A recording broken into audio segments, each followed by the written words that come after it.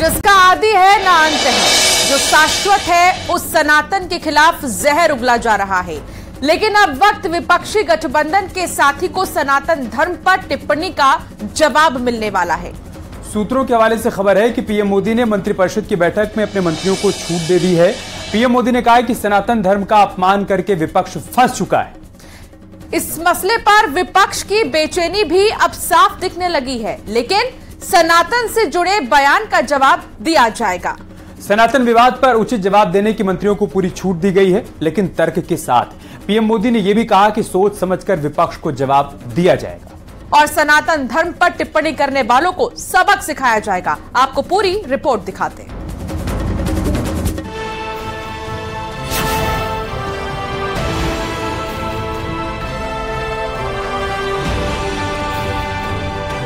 जिसका आदि है ना अंत, जो शाश्वत है, जो समय से परे है, उस सनातन के खिलाफ जहर उगला जा रहा है।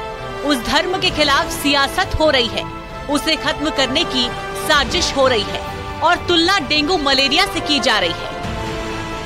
சனாதன ஒழிப்பு மாநாடு என்றும் நீங்கள் இதை போட்டிருக்கிறீர்கள், இதை அழைத்திருக்கிறீர்கள், இந்த நிகழ்ச்சிக்கு பெயரிட்டீர்கள்.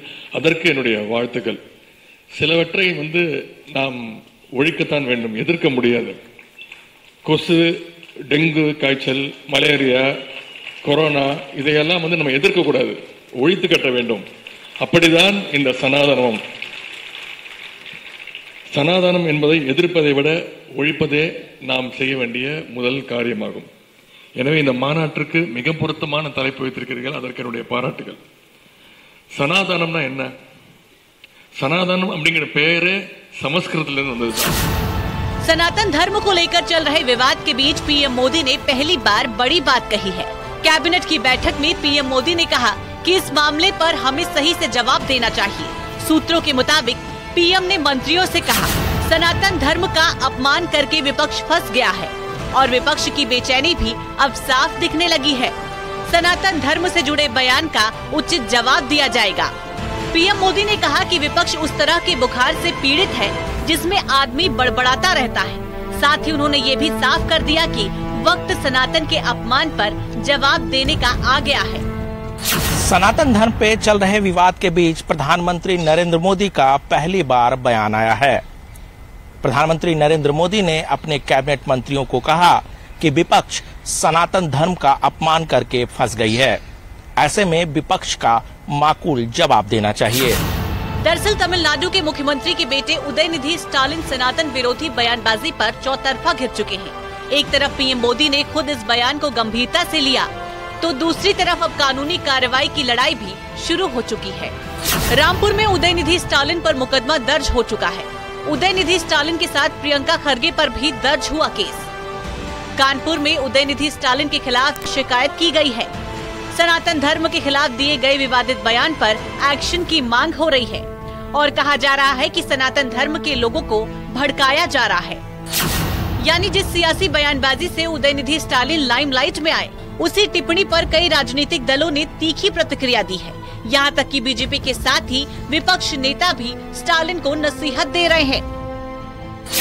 देखिए, इस प्रकार का जो बयान देने वाले लोग हैं, उनकी न कोई धरती है न कोई उनका आकाश है, लेकिन वो इस प्रकार के बयान दे करके देश में चर्चा का विषय बनना चाहते हैं। अगर कोई भगवान सूर्यदेव को समाप्त कर सकता है, वही सनातन को समाप्त करने की बात कर सकता है। जो नहीं समाप्त कर सकता है, तो सनातन को समाप्त करने की बात करके मतलब वह गलत कर रहे हैं। कोई बात और कुछ कहना है और कहे कुछ और रहे हो, जब पूरे एक संस्कृति पर हमला करोगे, पूरे हिंदुस्तान के प्राण तत्व पर हमला करोगे, तो उसे स्वीकार नहीं किया जा सकता है। सनातन धर्म में करोड़ों लोगों की आस्थाएं हैं, लोगों की जीवन पद्धति है। हम समझते हैं कि किसी भी धर्म के बारे में टिप्पणी नहीं करनी चाहिए, लोगों की दिल आज़ारी नहीं होनी चाहिए।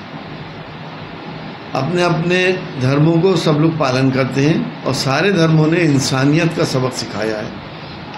तो हम तो यही समझते हैं कि ये गलत है, ऐसा हमारे देश में नहीं होना चाहिए। इंडिया गठबंधन में होने के बावजूद सनातन धर्म पर स्टालिन के बयान पर अलग अलग प्रतिक्रिया आ रही है।